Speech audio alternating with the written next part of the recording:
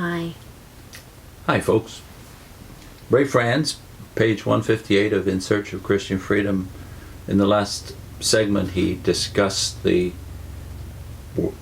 point of whether or not the Watchtower seeks input from the other so-called anointed on the planet, other than the ones that were part of the governing body, which at that time was about 12 or a few more than 12 men during the period Ray Franz was still in the Watchtower. Now he discusses whether or not they get input from the other anointed at headquarters in Brooklyn. Ray begins, witnesses are occasionally reminded that the greatest concentration of anointed ones in any one place on earth is to be found at the international headquarters in Brooklyn.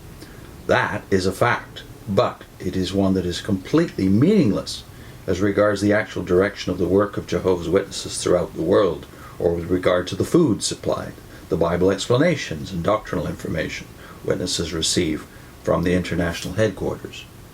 Any headquarters staff members who are of the anointed, but who are not privileged to be members of the inner circle of the governing body, are never, on the basis of their being of the anointed, called in to governing body meetings to express their views. They are never interviewed on that basis and are rarely talked to on matters of weight. They are as much in the dark as to what goes on in the governing body meetings as any 19-year-old boy in Bethel headquarters family. Yet they are supposedly part of the faithful and discreet slave class, to which the master has entrusted all his goods. When opinions are sought by the governing body, they are generally sought from men such as the secretaries in the executive offices, some of whom also serve as secretaries for the individual committees of the governing body, and as such are permitted to express themselves in committee meetings, though they do not attend sessions of the full assembly of the body. Or opinions may be solicited from members of branch committees or from the Brooklyn Service Department or similar sources. Yet these are sources composed almost entirely of men not professing to be of the anointed. How can this possibly be harmonized with the claims made?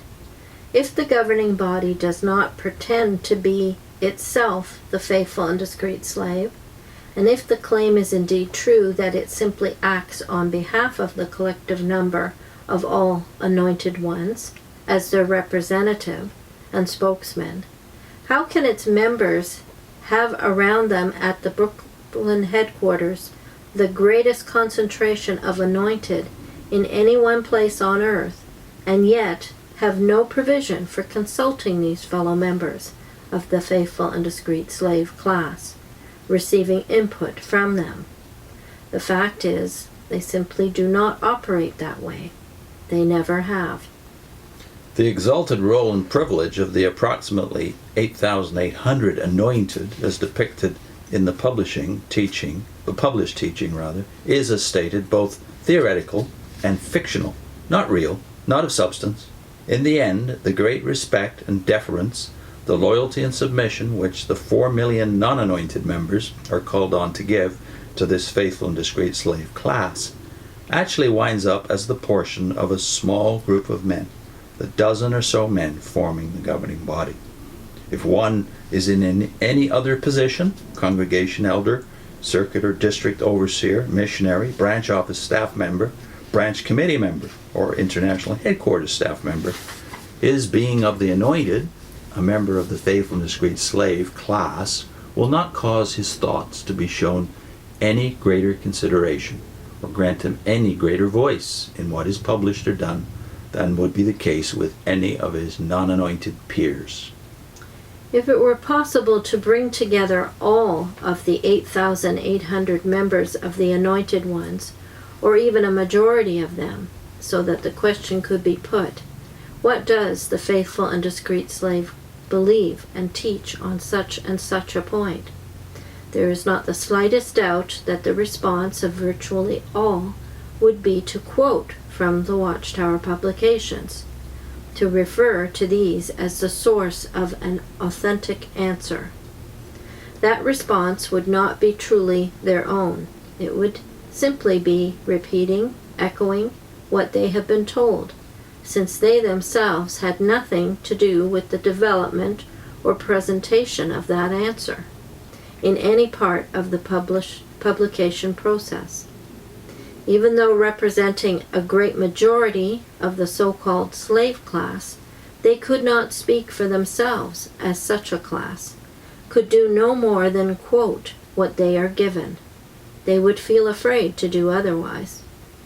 In reality, there is only one distinguishing thing about such anointed ones, and that is that once a year they partake of bread and wine, while others around them abstain.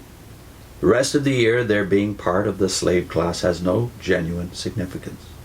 Only when it comes to being a member of the governing body does one's being of the anointed become a decisive factor, since being such is a sine qua non, meaning essential requirement for membership therein.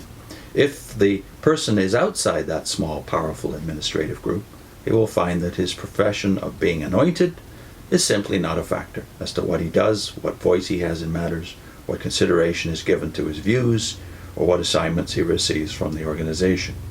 The 8,800 anointed ones who are not of the governing body know that this is the reality. The current governing body members know it also, but evidently give it little thought. I was thinking, we're told that the 144,000 are going to govern us from heaven in the new system. And yet, here and now, they don't even have a voice, the majority of them. So how are they going to be even prepared to govern all of mankind? Yeah, and the footnote on the previous page 159, Ray notes that in his time as a governing body member, 9 years, he knew that there were at least 24 other anointed within the Bethel family in Brooklyn. But he says not a single time were they ever called to give advice or input at the governing body meetings. And I guess it must have struck him as strange. Yeah. As it does us. Yeah, and I'm thinking of those that view themselves as anointed. It must have been a kind of strange feeling to feel that you have this important position and yet you're not even called upon. I don't know how I would have felt if I thought I was of the anointed. Unlike Ray's own parents, in a previous segment he admitted it, his own parents back in the 1930s and 40s were expected just to adjust to any changes that were made with no input from them. Yeah. Though they were of the anointed. Yeah, but maybe they too didn't give it a lot of thought. Just sort of accepted things the way they are. We do have that tendency, I think, it's just a human tendency to just go along with things. To serve the servant. In the next segment, Ray analyzes how the Watchtower justifies this seeming contradiction.